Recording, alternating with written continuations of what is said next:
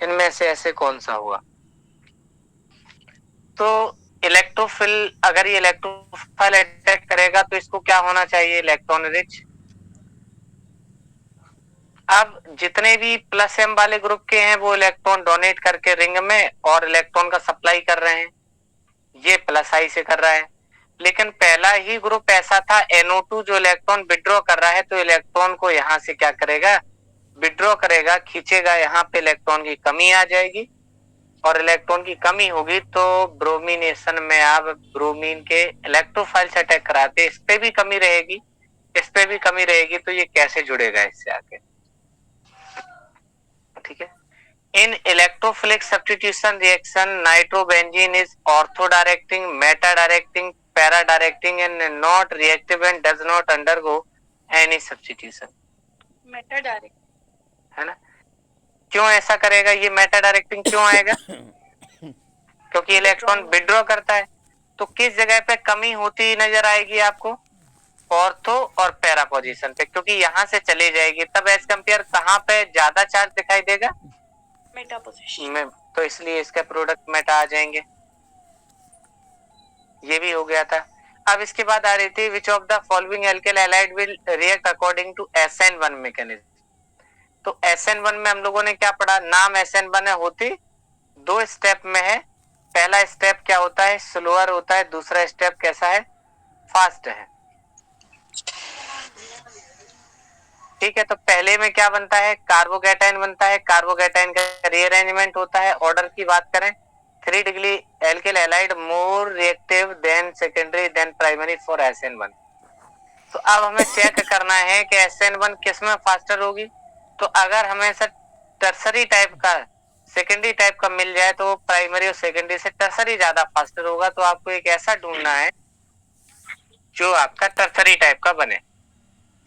तो आप इसमें देखेंगे अगर 1 क्लोरोपेंटेन है तो ये तो किनारे पे ही क्लोरीन जुड़ा है, ये तो सब 1 डिग्री के ही बनेंगे, छोड़ दिया जाए इसको।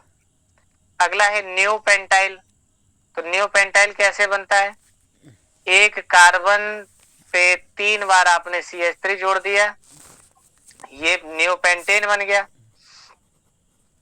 न्यूपेंटिल बनाना है, एक हाइड्रोजन छोड़ के एक वैकेंसी छोड़ दीजिए, पेंटिल बन गया।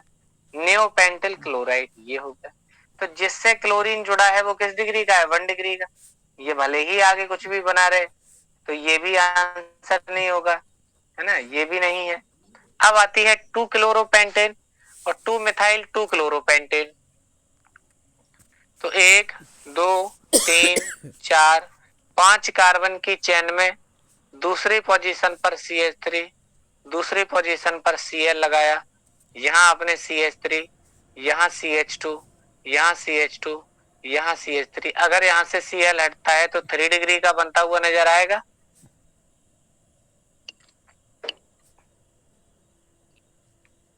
बताइएगा, इतनी बात क्लियर है?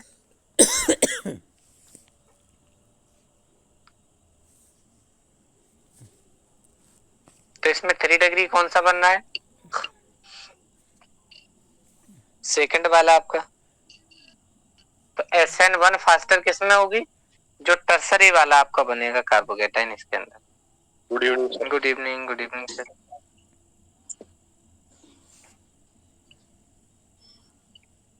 ठीक है जी, अगली आती है Which of the following cannot undergo nucleophilic substitution under ordinary condition? कह रहा है SN यानी न्यूक्लियोफिलिक सब्स्टिट्यूशन नॉर्मल कंडीशन में नहीं होगा। तो पहला हुआ आपका आइसोप्रोपाइल। आइसोप्रोपाइल ग्रुप ये हुआ था, हा?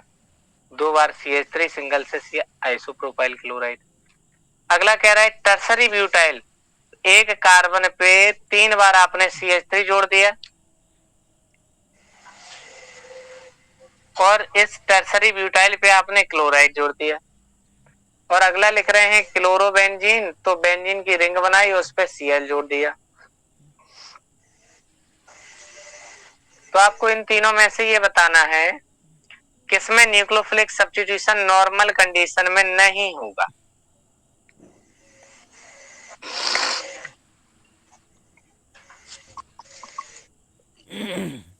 फ्लोरोबेंजीन।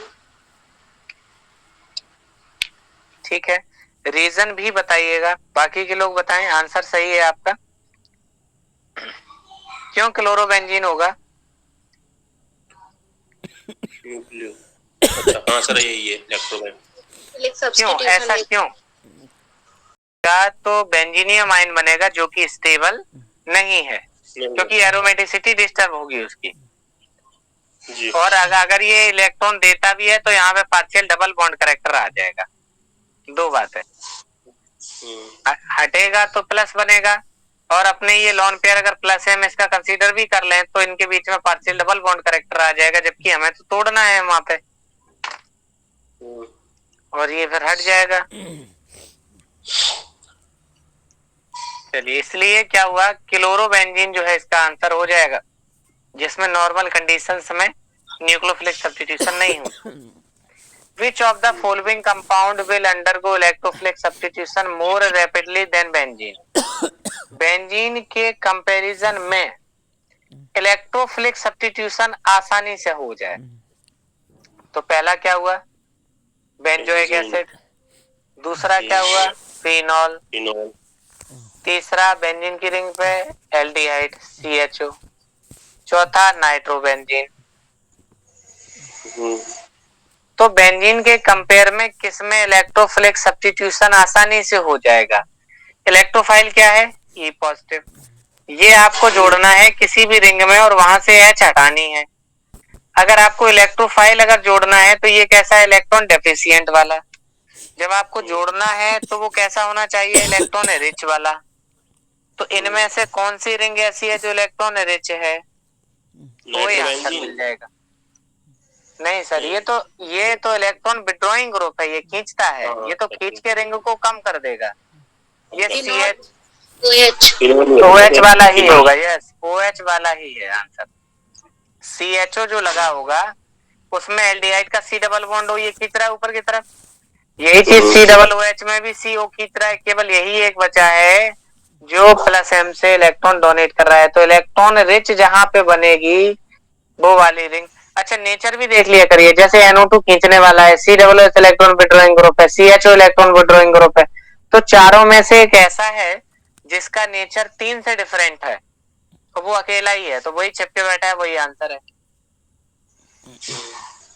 OH लगा हुआ है और ऑक्सीजन पे होते हैं 2 लोन पेयर, और बाकी के C डबल OH बनाए थे, तो वो क्या होगा, इलेक्ट्रॉन खींचेगा, है ना। CHO होगा, वो भी क्या होगा, इलेक्ट्रॉन अपनी तरफ को खींच रहा है। अगर रिंग से आप जोड़ देंगे तो ये क्या करेगा, ये बाहर की तरफ को खींच रहा है, तो रिंग के बाहर चले जाएंगे इलेक्ट्रॉन।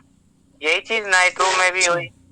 NO2 आपने लगाया ऐसे, तो वो क्या कर रहा है, वो खुद खींच रहा है, अपना बाहर की तरफ जा रहा है, तो वो रिंग से क्या कर रहे हैं, ये तीनों ही विड्रॉ कर रहे हैं। तो केवल एक ही ग्रुप ऐसा है जो इलेक्ट्रॉन दे के इसको इलेक्ट्रॉन रिच बना रहा है, और जितना ज्यादा इलेक्ट्रॉन रिच होगी रिंग, उतना ही जल्दी इलेक्ट्रोफाइल केस में लगता है। कि ये क्लोरीन मोर इलेक्ट्रोनेगेटिव है और लॉन पेयर है, तो केवल हेलोजन के केस में जो आपने क्वेश्चन पूछा है वो है, बाकी का और कहीं नहीं लगता। एक क्वेश्चन था मेरा जी, एक क्वेश्चन समझ में नहीं आया था सर, छोटा जी। एक तो सर एरिल हैलाइड और एरिल हैलाइड ये होते हैं, ये एरिल हैलाइड इसी को कहते हैं, मतलब एराइल माने बेंजीन की रिंग, ठीक। और एल्किल एल्किल हैलाइड माने ये हेलो एल्केन, इनको आईपीएसी में कहते हैं, और इनको कहते हैं ALKYL एल्काइल हैलाइड। आप क्वेश्चन पूछिए दोनों में। और एक होता है हेलो बेंजीन, यही है, इसी को ही कहते हैं हेलो बेंजीन। तो हेलो बेंजीन और एरिल हैलाइड एक ही होते हैं? एक ही होते हैं। और एक benzylic halide, benzyl halide, benzylic नहीं, ये है बेंजीन की रिंग पे CH2 डाल के इतना छोड़ दें, इसका नाम बेंजिल होता है। हैलाइड लगा देंगे तो वो लग जाएगा फिर इसी ऐसे इसका अगर Cl लगा दिया तो इसको बेंजिल क्लोराइड बोल देंगे। ये है। एराइल वाले में डायरेक्ट बेंजीन की रिंग से हैलोजन अटैक है एराइल में, और बेंजाइल में बेंजीन की रिंग पे CH2 लगा के हैलोजन है, ये डिफरेंस। ठीक है।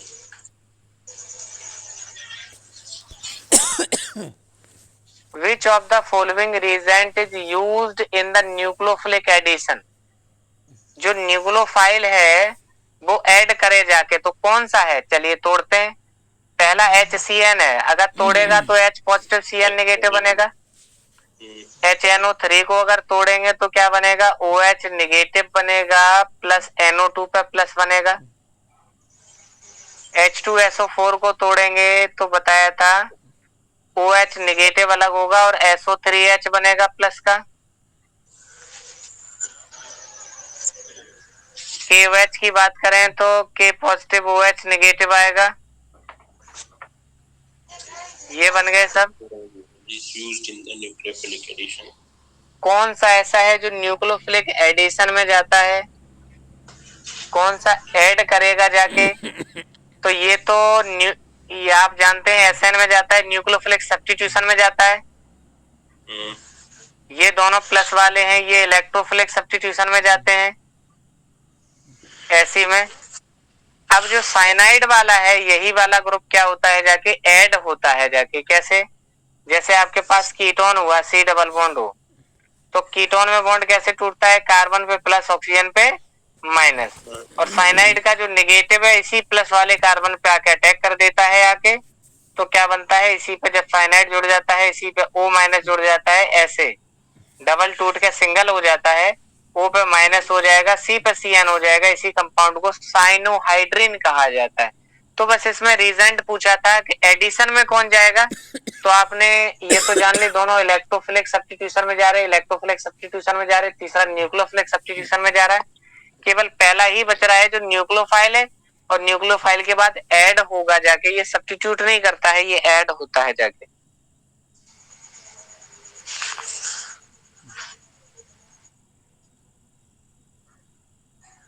ठीक है जी।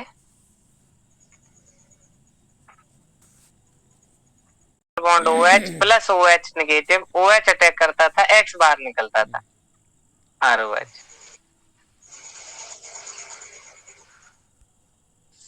ठीक है सर।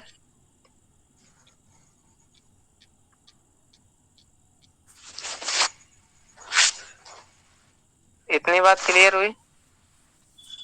Yes sir. अब क्या होता है, जैसे अब आप बताइएगा कि CH3 नेगेटिव है, बताइए किस टाइप का रीजेंट है? ये बताइए क्या है ये, केमिस्ट्री में अगर पढ़ा जाए तो जो जो आपके दिमाग में है वो बताइएगा। यस, न्यूक्लियोफाइल है। इसके अलावा और सोचिए कुछ। अगर माइनस का चार्ज है तो 2 इलेक्ट्रॉन रखे होंगे। कार्बिन। ये किससे बना होगा? CH4 का, मीथेन का हमने एक H हटाया होगा तो CH3 बना होगा जी। अगर H देना एसिड होता है तो इसका ये कॉन्जुगेट क्या बन गया? बेस। क्योंकि इससे H हटा के तो बना है, और H हटाने की प्रोसेस को एसिड कहते हैं। तो CH4 अगर एसिड रहा है तो ये कॉन्जुगेट बेस है, बेस भी है, न्यूक्लियोफाइल है। कार्बेनाइन तो बोला ही जाएगा, 8 स्पीसीज, 8 इलेक्ट्रॉन की स्पीसीज हुई। अब आप ये बताइए कब न्यूक्लियोफाइल की तरह काम करेगा, कब बेस की तरह करेगा? क्योंकि एक ही कंपाउंड न्यूक्लियोफाइल भी होता है, बेस भी होता है। ये कैसे जानते हैं?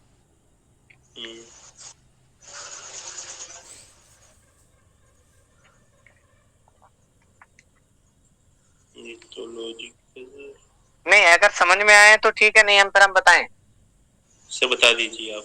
चलिए, जैसे मान लीजिए आपके पास कीटोन हुआ, H single bond C double bond O, ketone ले रहे हैं तो CH3 ले ले दोनों तरफ, ठीक। ये हो गया प्लस CH3MgBr। आप सभी भली भांति परिचित होंगे कि CH3MgBr को ग्रिग्नार्ड रीजेंट कहते हैं जी। मैग्नीशियम पे मेटल है, प्लस आएगा तो CH3 पे माइनस आएगा। ये कीटोन ग्रुप है, कीटोन में ऑक्सीजन मोर इलेक्ट्रोनेगेटिव होता है, तो इस पे डेल नेगेटिव, इस पे पॉजिटिव आएगा, पोलराइजेशन रहेगा ऑलरेडी।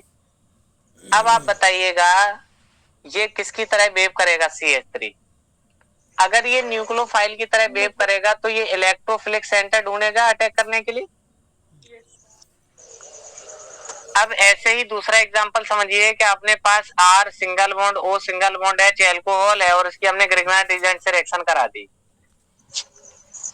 तो इस पे मेटल पे प्लस आएगा, एक कार्बन पे नेगेटिव आएगा। अब बताइए CH3 किसकी तरह काम करेगा? अब यहाँ पे सर सभी लोग ध्यान से देखिएगा, ऑक्सीजन है मोर इलेक्ट्रोनेगेटिव, तो H पे क्या नजर आएगा? पॉजिटिव। और H पॉजिटिव किसकी निशानी है? एसिड की। अगर यहाँ पे एसिडिक हाइड्रोजन प्रेजेंट है तो ये बेस की तरह काम करेगा और प्रोटॉन को एक्सटेट करके CH4 बना लेगा। लेकिन जब इसे यहाँ एसिडिक हाइड्रोजन नहीं दिख रहा था और इसे जब इलेक्ट्रोफिलिक सेंटर दिख रहा था तब ये बेस की तरह काम कर रहा था। तो आप समझ गए कि वो सामने वाले पे कंडीशन पे डिपेंड करेगी कि जब हम रिएक्शन करा रहे हैं, अगर उसके पास एसिडिक हाइड्रोजन प्रेजेंट है तो ये बेस की तरह, और अगर वहां इलेक्ट्रोफिलिक सेंटर है तो वो न्यूक्लियोफाइल की तरह काम करेगा। कितनी बात क्लियर हो गई? जी सर। अब इसी में थोड़ा सा और समझ लीजिए कि अगर यहीं पे अपने पास यही वाला कीटोन है, हमने थोड़ा सा पैटर्न बदल दिया है लिखने का, CH3COCH3, एक बार ग्रिग्नाइट रिजेंट है आपके पास CH3MgBr, और एक बार ग्रिग्नाइट रिजेंट है आपका CH3, फिर 3 बार CH3, फिर MgBr। ये दोनों ग्रिग्नाइट रिजेंट, इस पे नेगेटिव आएगा, मेटल पे प्लस, कार्बन पे माइनस। इसमें ये वाला अटैकिंग स्पीसीज, इसमें ये वाला अटैकिंग स्पीसीज, क्या दोनों बेस की तरह काम करेंगे? क्या दोनों न्यूक्लियोफाइल की तरह काम करेंगे? बताइए। अब देखिएगा क्या करना है, अगर न्यूक्लियोफाइल होता तो इलेक्ट्रोफिलिक सेंटर पे अटैक करता जाके, जब ये सर लेकिन दूसरा वाला इतना बड़ा ग्रुप है कि ये अटैक कर नहीं पाएगा क्योंकि ये खुद में हिंडर्ड है, स्टेरिक हिंड्रेंस है, रिपल्सन आएगा, दूसरे से भी जाएगा तो वहां नहीं कर पाएगा। जब बिगर साइज में न्यूक्लियोफाइल होता है तो वो लाइक बेस बिहेव करता है। बड़े साइज का न्यूक्लियोफाइल ज्यादातर बेस का काम करेगा और जितना छोटा है वो न्यूक्लियोफाइल की तरह काम करेगा। ये पहचान याद रखनी।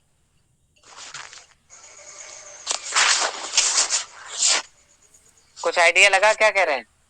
जो अटैक करेगा तो न्यूक्लियोफाइल जुड़ेगा जाके वहां पे, और अगर बड़े साइज का है तो इतना बड़ा है नहीं कि वहां जाके किसी पर अटैक करे जाके, तो फिर क्या करेगा? वो वहीं रहेगा, और अगर वहीं रहेगा बड़ा है तो फिर वो बेसिक नेचर शो करेगा। फिर क्या चेक करेगा? वो ढूंढेगा एसिडिक हाइड्रोजन, तो फिर कहां से? ये किनारे वाला जो CH3 हुआ है आपका, इसी से H निकल जाएगा आपका, उस पे क्या आ जाएगा? निगेटिव, और H लेके ये अपना जो है टर्सरी एल्केन बना लेगा और ये कार्बेनियम आयन बन के तैयार हो जाएगा। तो जब बिगर साइज का होगा तो वो बेस की तरह बिहेव करेगा, छोटे साइज की है तो न्यूक्लियोफाइल की तरह बिहेव करेगा। रिएक्शन आएंगी तो उसमें ये चीज पूछी जाएगी, नेचर भी समझ में आएगा, क्योंकि प्रोडक्ट बदल जाएंगे तो समझ में आएगा कि अच्छा ये ऐसे काम करता है।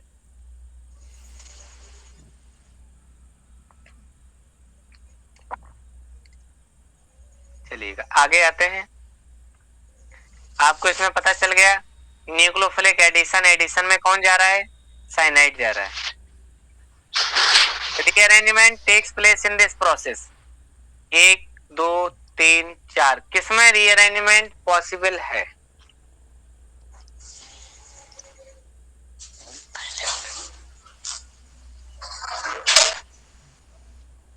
नहीं, पहले में देखिए रीअरेंजमेंट का मतलब क्या है, ये यहाँ पे कार्बोकेटाइन 1 डिग्री का बना है, और इस वाले पे अगर आ जाए किनारे वाले पे तो यहाँ भी तो 1 डिग्री रहेगा, यहाँ तो कार्बन है नहीं।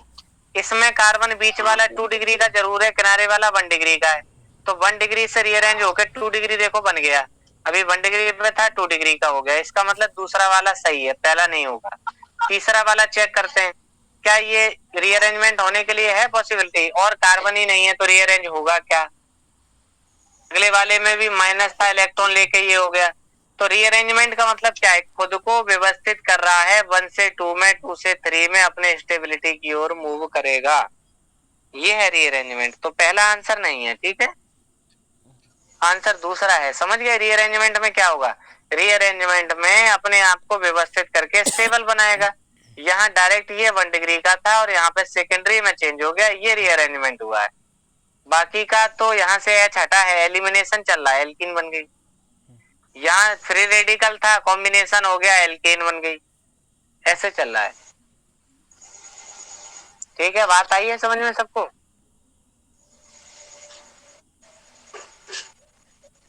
अब देखिएगा question number 84, elimination reaction involves.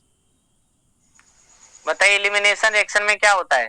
Separation of two atoms और group attached to the two adjacent carbon atom, या सेपरेशन ऑफ H2 होता है, या सेपरेशन ऑफ O2 होता है, एनी ऑफ द अबव, इनमें से कोई भी हो सकता है।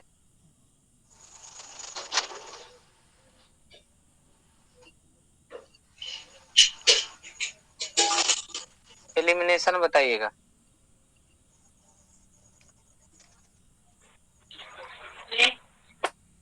पहला वाला sir, separation of two atoms. Yes, क्या होता है? जैसे हमने लिखा CH3 सिंगल बॉन्ड CH और CH2 सिंगल बॉन्ड CH2 पे Br, ऐसे लिखा है मान लीजिए। तो इससे तो Br हटेगा, इस वाले से H हटेगा, तो CH3 सिंगल बॉन्ड CH और डबल बॉन्ड CH2, तो दो एडजेसेंट एटम से रिमूवल होता है किसी दो ग्रुप का। ठीक है, यही एलिमिनेशन है आपका। तो पहला ही आंसर सही है। क्या सबको आया था पहला वाला? Yes sir.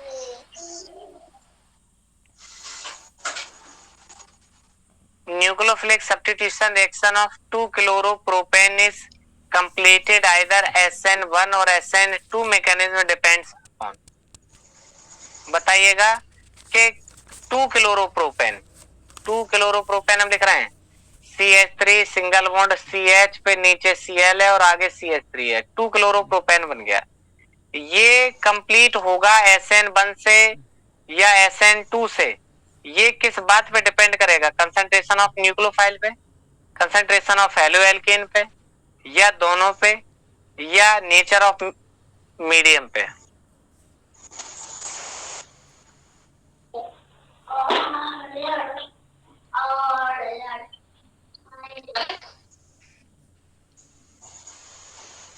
क्या लगता है? सर से एक बार और समझा दीजिए क्वेश्चन को बोल के। जैसे ये लिखा हुआ है, ये है, यही तो एग्जांपल ले रहे हैं। ये SN1 से जाए या SN2 से जाए, तो किस बात पे डिपेंड करेगा कि वो SN1 से जाएगा कि SN2 से जाएगा? किस पे डिपेंड करेगा? कौन सा ऐसा फैक्टर है जो ये डिसाइड करेगा कि इसको SN1 से जाना चाहिए कि इसको SN2 से जाना चाहिए? ऐसा क्यों? क्योंकि सर ये 2 डिग्री का है। अपन ने पढ़ा है कि अगर SN1 होता तो 3 डिग्री फेवर करता, और अगर ऐसे होता तो 1 डिग्री होगा, है ना? लेकिन ये 2 डिग्री का है, तो ये किस बात पे डिपेंड करेगा? हो जाएगा सर, ऑप्शन 3 आएगा। ऑप्शन जल्दबाजी ना करिए, और लोग बताइए। अभी आप कह रहे थे चौथा। सर फर्स्ट वाला नहीं, सर नेचर ऑफ मीडियम पे डिपेंड करेगा। यस, तो SN1 में फेवर करेगा अगर A प्रोटेक पोलर है, अगर तो है ना, तो SN2 पे डिपेंड करेगा, क्योंकि ये 2 डिग्री है। अगर 3 डिग्री होता तो हम कुछ ना सोचते, तो न्यूक्लियोफाइल का ही तो नेचर हो गया था, मतलब हेलो एल्केन ही तो हो गया था। हेलो एल्केन की बात है ही नहीं, क्यों नहीं है? हेलो एल्केन अगर 3 डिग्री होता तो बिना कहे SN1, हेलो एल्केन के कंसंट्रेशन पे डिपेंड होता तो 1 डिग्री होते तो SN2। अब ये तो बीच वाला है, ना इधर वाला है ना इधर वाला है, तो ये बात कौन डिसाइड कर रहा है?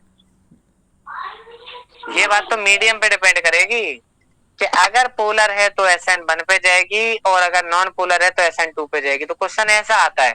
अभी तक हम लोग जो पढ़ रहे थे, थ्योरी रट रहे थे, वो चीज से परे है। बताइए सुनील सर, आप आंसर बताइए। आप बताइए, ये 2 डिग्री का एल्कोहल था, डिग्री होता तो SN1 पे जाता, और ये तो बीच वाला है, ना इधर वाला है ना उधर वाला है। अब किस बात पे डिपेंड करेगा? ये डिपेंड करेगा मीडियम पे। अगर पोलर नेचर होगा तो SN1 की तरफ जाएगा, नॉन पोलर होगा तो SN2 से जाएगा। तो ये बात ये डिसाइड करेगा, ना कि कंसंट्रेशन ऑफ हेलो एल्केन, ना कि कंसंट्रेशन ऑफ न्यूक्लियोफाइल।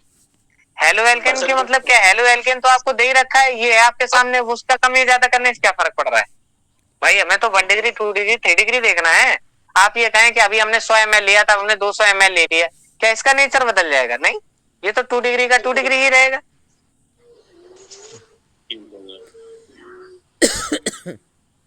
अब किसी को डाउट है तो पूछिएगा। सर ऑप्शन नंबर सेकंड जो है जी, तो जो हेलो एल्केन होते हैं वो ना तो SN1 देते हैं ना SN2 देते हैं। कौन से? Halo alkane. हेलो एल्केन ही तो पढ़ा ही रहे थे अभी, जो एग्जाम्पल बताया है ये वाला, क्या ये हेलो एल्केन नहीं था? हेलो माने हेलोजन और एल्केन, क्लोरोप्रोपेन तो लिखा ही है, 2 क्लोरोप्रोपेन, ये क्या है? हेलो एल्केन तो है ही है। सर मैंने इस तरह दिया था, एक माइल्ड न्यूक्लियोफाइल एक स्ट्रॉन्ग न्यूक्लियोफाइल से, कंसंट्रेशन ऑफ न्यूक्लियोफाइल। यस,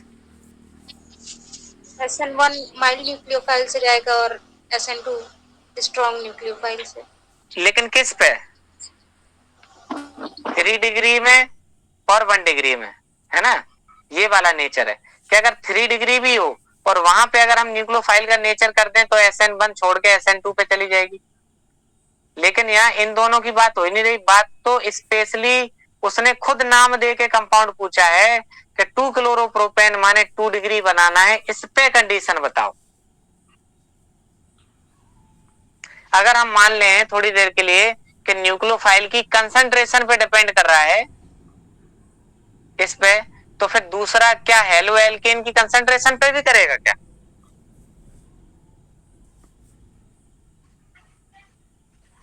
नहीं।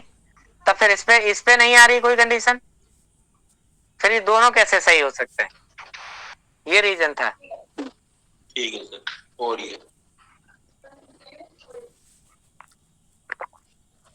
और ऑब्जेक्टिव में बहुविकल्पी में आप भी जानते हैं क्या होता है, किसी प्रश्न के 4 उत्तर दिए गए हैं, उस उत्तर का चयन कीजिए जो उसका सर्वोत्तम, क्या कहिएगा, आंसर दे रहा है, जो बेस्ट एक्सप्लेनेशन है। हो सकता है कि उसमें थोड़े थोड़े तीनों सही हो, लेकिन सबसे सही कौन सा? जो सबसे ज्यादा एक्सप्लेनेशन दे रहा हो। कभी भी आप पढ़िएगा बहुविकल्पी की क्या पहचान है प्रश्न की, यही होता है कि सबसे सही का चयन कीजिए, यही तो लिखा होता है। ठीक।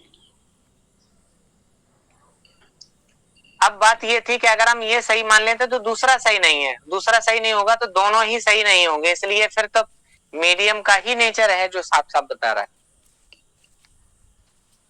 अच्छा ये वाला बताइएगा, ये एल्कीन हुई है, HBr से रिएक्शन करा रहे हैं, एक प्रोडक्ट बन रहा है। पहले तो ये बताइएगा ये रिएक्शन एग्जाम्पल किसका है, किस रिएक्शन का एग्जाम्पल क्या हुआ है यहाँ पे? Addition gas. कौन सा एडिशन है? न्यूक्लियोफिलिक एडिशन है, इलेक्ट्रोफिलिक एडिशन है, ये बताइए। ये sir nucleophilic addition. Nucleophilic Markovnikov rule के अनुसार। अच्छा तो आप ये कहना चाह रहे हैं कि एल्कीन जाके HBr पे जुड़ गई, क्या ये सही बात है? क्या नहीं सर, एल्कीन जाके HBr पे जुड़ी है क्या? नहीं सर। नहीं जुड़ी। तो यहाँ पे ये एल्कीन कैसी मानी जाती है, इलेक्ट्रॉन डेफिशिएंट या इलेक्ट्रॉन रिच? Electron rich. अच्छा जो इलेक्ट्रॉन रिच होती है क्या वो न्यूक्लियोफाइल होता है कि नहीं होता है? Yes sir. तो अब आप यही कहिए कि न्यूक्लियोफिलिक एडिशन है, तो क्या न्यूक्लियोफाइल ऐड हो गया जाके HBr पे? नहीं। हाँ तो आप गलती है, आप समझ में आई क्या है, जब ये इलेक्ट्रॉन रिच है, ये वाला प्लस आई इफेक्ट है, तो बॉन्ड ऐसे टूटेगा, इस पे प्लस इस पे माइनस, ये माइनस वाला सबसे पहले H को जोड़ेगा, तब इंटरमीडिएट बनेगा आपके पास carbocation CH3 single bond CH, इस पे प्लस, किनारे पे CH2 पे H जुड़ गया, बन गई CH3। अब Br इस पे जुड़ेगा, तो जो इलेक्ट्रॉन रिच एल्कीन है वो पहले H जोड़ेगी, H है H प्लस इलेक्ट्रोफाइल, तो ये इलेक्ट्रोफिलिक एडिशन हुआ है। क्या हुआ है? Electrophilic addition. जो पहले होता है उसी के नाम पे रिएक्शन रखी जाती है। पहला ऑप्शन दिया है विच इज फॉल्स, अगर आप ये करते तो आप पहला ही आंसर कर देते, वो कहते कौन सा गलत है, आप कहते सर ये तो न्यूक्लियोफिलिक एडिशन है और पहला ऑप्शन दे रहा है इलेक्ट्रोफिलिक एडिशन, यही तो है। Yes sir. सेकंड क्या, हाँ सेकंड क्या कह रहा है, the product of this reaction is racemic mixture, क्या ये कायरल बना है? यस। अगर ये सेंटर कायरल है तो आप समझ जाना कि रेशमाइजेशन होगा, क्योंकि जो कंपाउंड बना है उसका अगर R बनेगा तो इसका S कॉन्फ़िगरेशन भी बनेगा, या एक कायरल बनेगा तो इसका एक एनेंशियोमर भी बनेगा, और ऐसा बनेगा तो आधा ऐसा होगा और आधा ऐसा होगा, इसी को कहते हैं रेशमाइजेशन। यानी कि ये प्रोडक्ट रेशमाइजेशन भी दे सकता है, और ये इलेक्ट्रोफिलिक का एडिशन भी है। तीसरा चेक करते हैं। It involve the formation of CH3 CH2 C पे प्लस एज द इंटरमीडिएट। क्या भी बनाया था हमने? CH3 single bond CH2 single CH पे प्लस और आगे CH3। कह रहे हैं क्या ये कार्बोकैटायन बनता है क्या? सही बात है, तीनों ही बातें सही हैं। चौथा है नन ऑफ दीज, तो नन ऑफ दीज ही आंसर है, तीनों ही सही हैं, कोई फॉल्स नहीं है। नाम बताइए। ये सब्स्टिट्यूशन है, ये एडिशन है, ये एलिमिनेशन है, ये रीअरेंजमेंट है। पहले तो आपको ये देखे के बताना है कि ये किसका एग्जांपल है, पहले तो इतना, फिर उसके पार्ट में जाएंगे। क्या ये न्यूक्लियोफाइल बोल दी जाए? CH2 सिंगल बॉन्ड CH पे प्लस और आगे आया है माइनस, उसी पे क्या आ गई? CH3। तो इलेक्ट्रॉन रिच थी एल्कीन, रिच वाले ने क्या किया? कम वाले को जोड़ लिया, यानी H को जोड़ लिया, तो यहाँ क्या बन गया? कार्बोकैटायन। अब आप देखिएगा किसने किसको जोड़ा? एल्कीन पे H जुड़ा। H पॉजिटिव कैसा था? क्योंकि यही तो अटैकिंग बना है ना, क्योंकि ये तो सबस्ट्रेट हो गया, आपका आधार है तो वही रहेगा, H ही जुड़ेगा आके इस पे। तो H पॉजिटिव कैसा था? इलेक्ट्रोफाइल।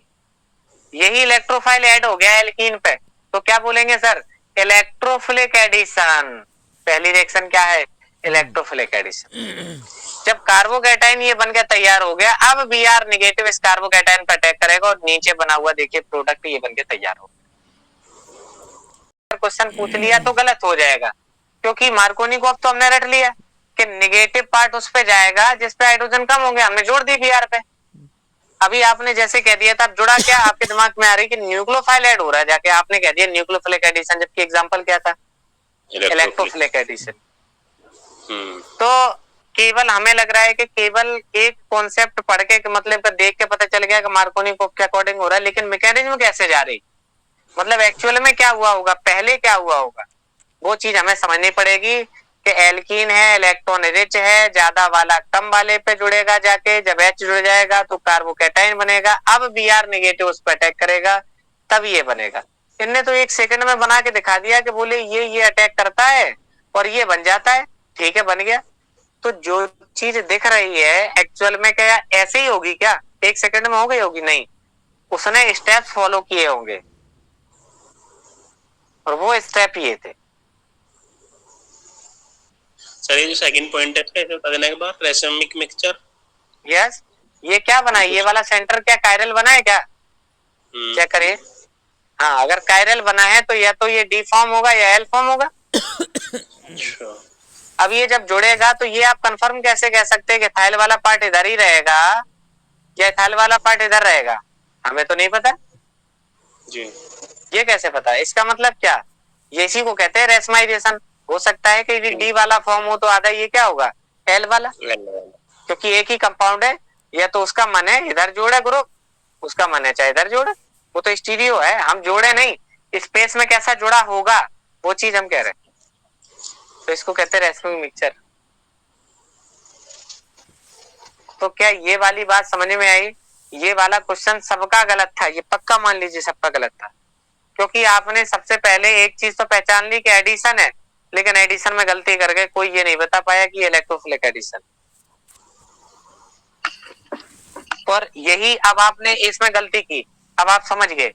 तो कभी भी आप चेक करिएगा रिएक्शन को देख के, तो पहले उसमें सोचना है कि पहला स्टेप क्या हुआ होगा। हम प्रोडक्ट पे गौर नहीं करेंगे कि Br जुड़ गए, Br तो न्यूक्लियोफाइल होती है, बोले न्यूक्लियोफिलिक एडिशन ना, पहले क्या जुड़ा होगा, स्टेप बाय चलेंगे। 87 कह रहा है कि 2 ब्रोमो ऑक्टेन है, 100% ऑप्टिकल प्योर है, जब NaOH से रिएक्शन करता है तो SN2 रिएक्शन देता है, और जब SN2 रिएक्शन देगा तो जो प्रोडक्ट बनेगा वो क्या इन्वर्टेड कॉन्फ़िगरेशन वाला होगा, पार्शियली इन्वर्टेड होगा, या कोई चेंज नहीं होगा या उसकी स्टीरियो हम प्रिडिक्ट नहीं कर सकते। सर SN2 में तो इन्वर्जन होता है। बस वही आंसर है। बस इतना भारी सा क्वेश्चन लिखा था, हमें कोई मतलब नहीं कि हमने किससे रिएक्शन करवाई क्या बना। आदमी तो पागल हो जाएगा देख के, 2 ब्रोमो ऑक्टेन पता नहीं कौन सा फॉर्मूला बनेगा, फिर प्लस लिख रहा है, फिर 2 लिख रहा है, एनएच से रिएक्शन करा, भाई इतनी भारी रिएक्शन दे दी। तो कंक्लूजन क्या पूछ रहा है कि जो प्रोडक्ट बनेगा वो बताइए, बस यही पढ़ा था। SN1 होता तो रेशमाइजेशन, अब ऊपर वाली देख के हाँ जी पता चल जाएगी।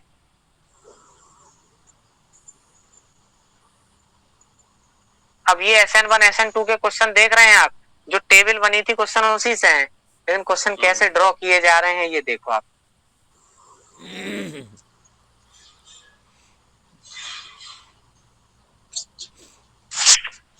Which of the following compound will react by the unimolecular nucleophilic substitution mechanism?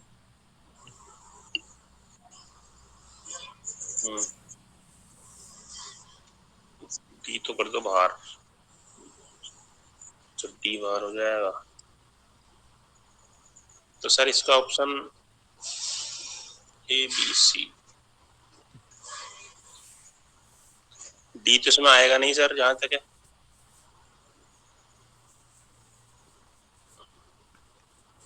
क्या कह रहे हैं? न्यूक्लियोफिलिक सब्स्टिट्यूशन, यूनिमोलिकुलर, क्या कहना चाह रहा है? SN1। यस, SN1 फेवर किसमें करती है?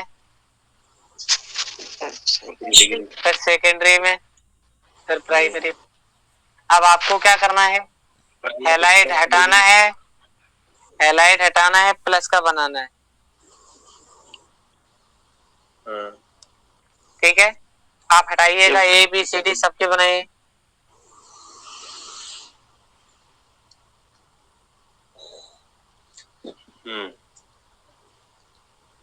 सर डी में जैसे ब्रिज हेड कार्बन होता है, ब्रिज हेड वो होता है कुछ कार्बन, तो कार्बोकैटायन अनस्टेबल होता है।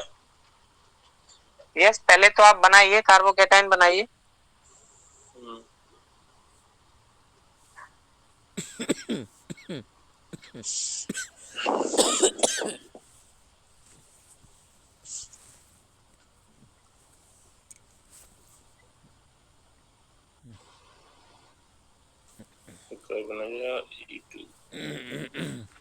ठीक है, ए तो है जी, बी बी बी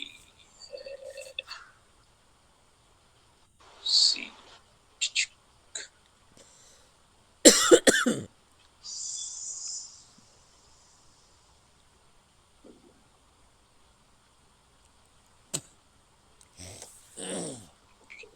ABC 4। देखो, ये आपने यहाँ से हटाया होगा, यहाँ बनाया होगा, ये टर्सरी है, डायरेक्ट यहाँ से हटाओगे ये बनाएगा, यहाँ से हटाओगे यहाँ बनाएगा। अब आप देखो कंडीशन कह रहा है कौन कौन सा जो है विल रिएक्ट, कौन कौन सा दे देगा SN1। आंसर तो मिल ही गया होगा आपको। Option 4 sir. यस, ABC तीनों दे रहे हैं। ये वाला कहाँ बना है? ये वाला कहाँ बना है? अगर ये आप इस तरीके से आप साइक्लोहेक्सेन बना रहे हैं, इस हेक्सेन में कहीं भी किन्हीं भी 1 2 3 4 4 पे ऐसी बनी हुई छोटी दिख रही है। इस वाली कंडीशन पे अगर बनेगा तो ये खुद में इतना ज्यादा क्राउडेड होगा कि वहां पे स्टेबिलिटी नहीं आएगी। सर इसे ब्रिज हेड कार्बन बोलते हैं क्या? हाँ, यस यस, जहाँ पे जुड़ा हुआ है ब्रिज है। अब जानते हैं आप यहाँ पे क्या होता है? यहाँ पे टेंशन बहुत ज्यादा होता है, मतलब स्ट्रेन ज्यादा होगा, स्ट्रेन ज्यादा होगा तो स्टेबल नहीं होगा, इसीलिए बोला जाता है कि ब्रिज हेड वाला स्टेबल नहीं होता है। नहीं होता जी। फ्यूजन हटा के क्यों अपने आप को अनस्टेबल बनाएगा? कोई भी रिएक्शन तब जलती है जब स्टेबल बने। अगर यहाँ का हटाए तो यहाँ टर्सरी कार्बोकैटायन बनेगा, तो टर्सरी तो स्टेबल होता है, लेकिन यहाँ का हटने के बाद जो कार्बोकैटायन बनेगा वो स्टेबल नहीं होगा, अनस्टेबल होगा। तो ये क्यों BR हटाएगा कि अपने आप को अनस्टेबल बनाए? कोई भी रिएक्शन तब फास्टर होती है, कब होती है? जब वो बनने वाला प्रोडक्ट स्टेबल बने। पहले ये खुद में अच्छा खासा सही है और BR को हटाने के बाद अनस्टेबल हो जाए, तो क्या हटाना चाहेगा BR? नहीं, तो ये रिएक्शन नहीं होगी। तो 1 2 3 ये सब्स्टिट्यूट हो जाएंगे, चौथा नहीं होगा क्योंकि बनने वाला प्रोडक्ट स्टेबल नहीं होता। 2 डिग्री नहीं है, सब 3 डिग्री के हैं, ये सब, और यहाँ तक कि ये भी। लेकिन बस इतना था कि ये रिंग पे जुड़ा हुआ था, इसलिए इसमें स्ट्रेन आ रहा है, ये स्टेबल नहीं होगा, बस केवल इतनी सी बात थी इस पे, इसके अलावा कुछ नहीं है।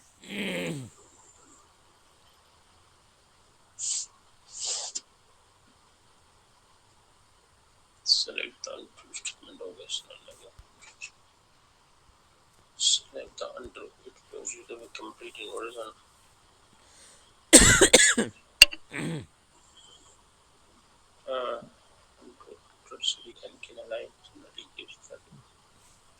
तो ये वाली बात समझ में आई, 88 वाली आ गई कि नहीं आ गई सर? ये वाला नहीं होगा, बाकी के तीनों होंगे। आन ट्रू कह रहा है, आन ट्रू, हाँ यही स्टेटमेंट देखना है। ऑप्शन बी सेकंड वाला सर।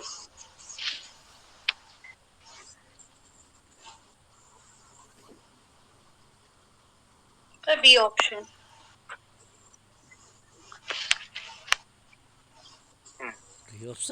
मनोज सर आप बताइए, सुदेश सर आप बताइए। सेकंड है सर।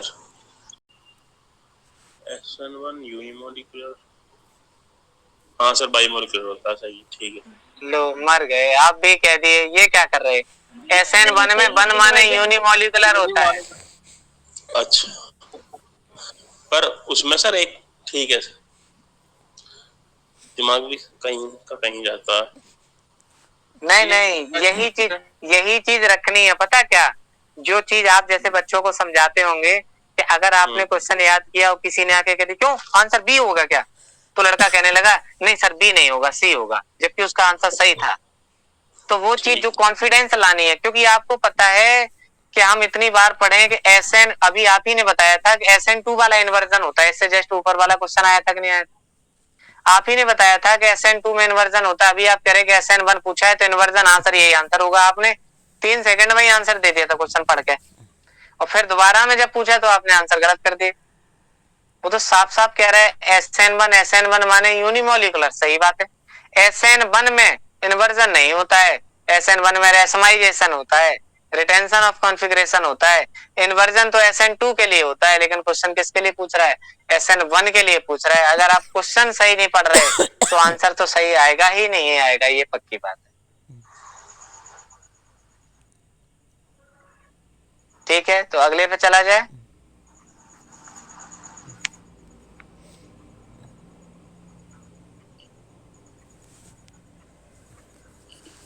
ये बात आ गई, सबको समझ आ गई इसमें कौन सा आंसर सही होगा? Sudhir sir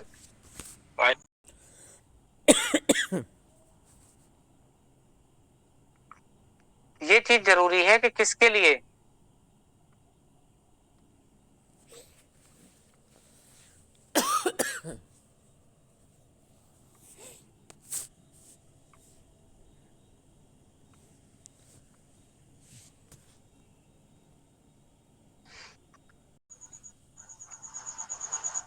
पहचानिएगा, addition of HI on double bond in protein हम बना ही देते हैं।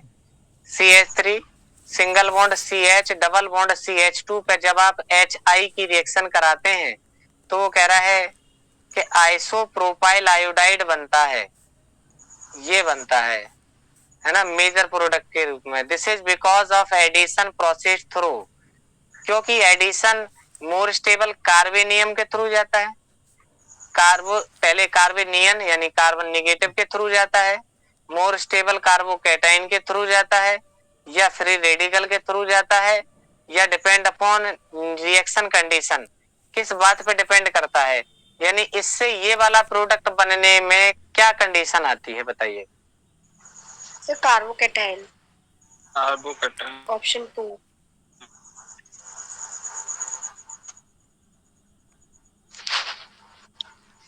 ठीक,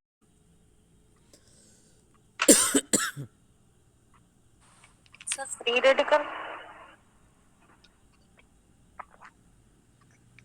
चलिए देखिए, आइए समझते हैं इसी रिएक्शन को।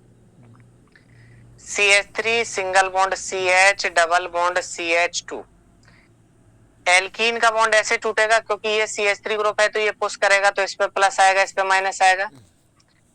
इलेक्ट्रॉन रिच मानी जाती हैं एल्कीन। जब आप HI से रिएक्शन कराएंगे तो इलेक्ट्रॉन रिच वाले पे क्या जुड़ेगा जाके H, तो CH3 सिंगल बॉन्ड CH पे क्या आ जाएगा प्लस, और किनारे पे जुड़ के क्या बन गया कार्बोकैटायन। इसी पे I नेगेटिव जो है अटैक कर देगी जाके, तो क्या बन जाएगा CH3 सिंगल बॉन्ड CH पे नीचे I सिंगल से CH। क्या ये मोर स्टेबल कार्बेनाइन के थ्रू जाती है क्या, कार्बन पे कहीं नेगेटिव आया क्या, नहीं। क्या बना है कार्बोकैटायन। क्या यहीं कहीं फ्री रेडिकल बना है, नहीं। फ्री रेडिकल का आंसर तब तक सही नहीं हो सकता जब तक सनलाइट, जब तक पेरोक्साइड, जब तक हाई टेम्परेचर ना दिया जाए। ये आपने कंडीशन सीखी है तो उनको अप्लाई करिए। फ्री रेडिकल के थ्रू नहीं हो रहा है, depend upon the reaction condition. यही तो कंडीशन है कि हीट लिखा है, सनलाइट लिखी है, क्या लिखा है, इस बात पे डिपेंड करेगा। अब वो तो पता है इलेक्ट्रॉन रिच मानी जाती हैं, माइनस एक्स्ट्रा है, H को जोड़ेगा, कार्बोकैटायन बनेगा, तो स्टेबल कार्बोकैटायन के थ्रू जाएगा। अब बताइए इसमें कोई डाउट, आंसर मिला क्या।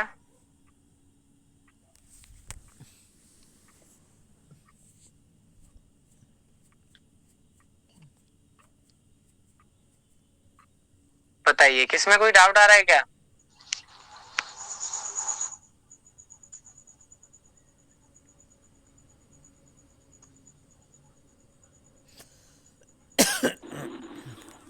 जो इंटरमीडिएट बना है वो कार्बोकैटायन बना है, कार्बेनाइन कहां बना है।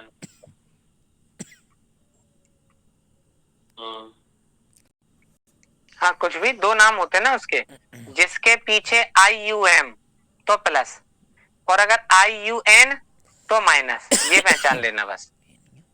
जैसे हम लिखते हैं अमोनियम, अमोनियम, तब क्या लिखते हैं ये, कहीं कार्बोनियम ये लिखते हैं, इथाइलियम कार्बोकैटायन लीजिए, ऐसे ऐसे चलता है।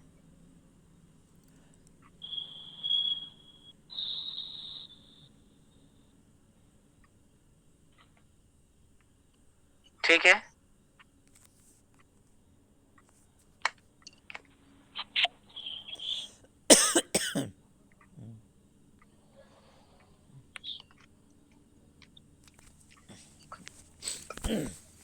बताइएगा।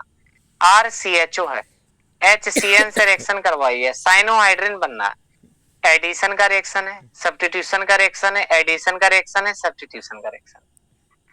Nucleophilic addition, nucleophilic substitution, electrophilic addition, electrophilic substitution. जल्दबाजी मत करना, ऑप्शन निकालना उसके बाद आंसर होगा, मतलब एलिमिनेशन मेथड से चलिए।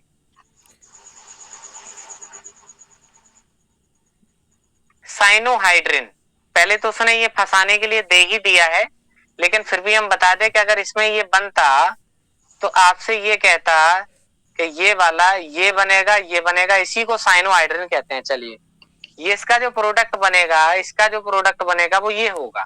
अब आप बताइएगा ये किसका मतलब रिएक्शन है, किस टाइप का रिएक्शन है।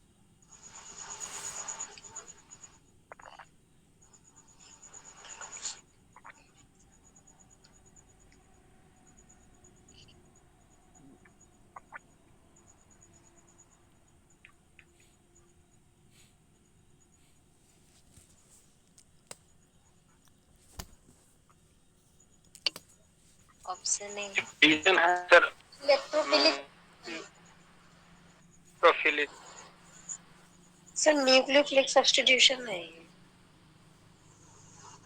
अच्छा उसने क्या हटा के क्या लगाया है, क्या हटा है इसमें से, क्या हटा के क्या बैठा है, क्या हटा है यहाँ से,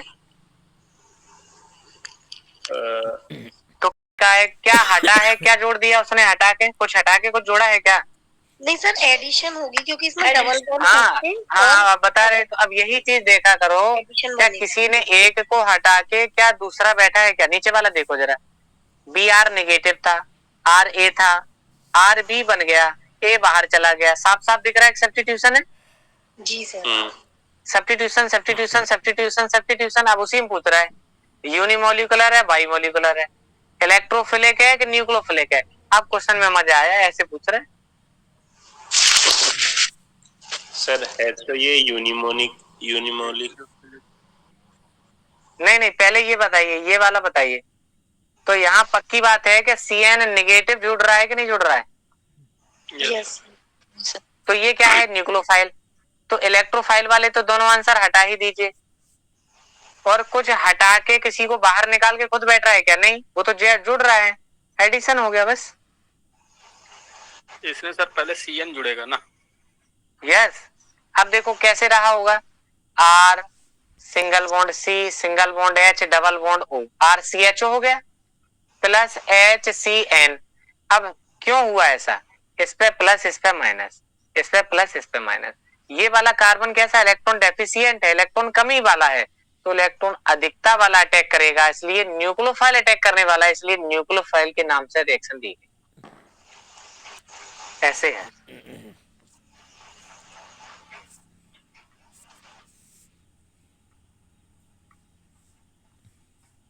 ठीक है।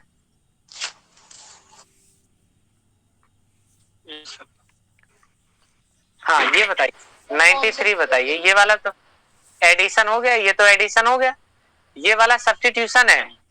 तो पहले तो ये बताइए ये कौन सा सब्स्टिट्यूशन है, क्योंकि Br नेगेटिव अटैक कर रहा है।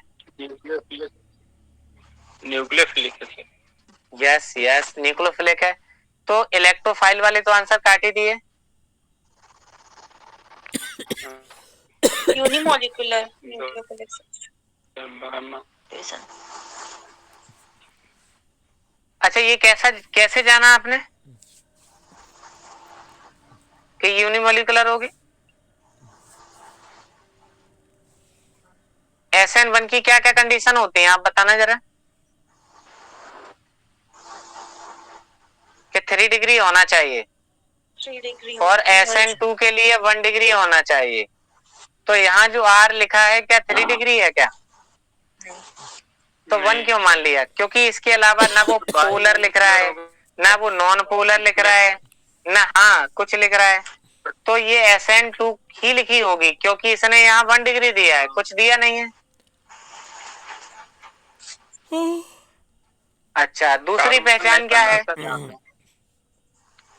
जी? सर इसमें कार्बोकैटायन भी नहीं बनेगा ना एक्चुअली। हाँ, और कैसे पहचान समझ में आ रही है कि ये बैक साइड से अटैक कर रहा है। देखो A यहाँ से निकल रहा है और B कहाँ से कर रहा है? पीछे से। R में A आगे जुड़ा है लेकिन B कहाँ जुड़ी है? R के पीछे। तो बैक साइड से अटैक किस में होता है? SN2 में।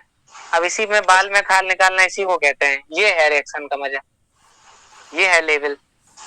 बात ये सब छोड़ो, तो स्टीरियो सबसे बड़ी है कि Br पीछे से अटैक कर रहा है, क्योंकि अभी R के आगे जुड़ा था, अब की बार B R के पीछे जुड़ा है, इसका मतलब बैक साइड से अटैक है।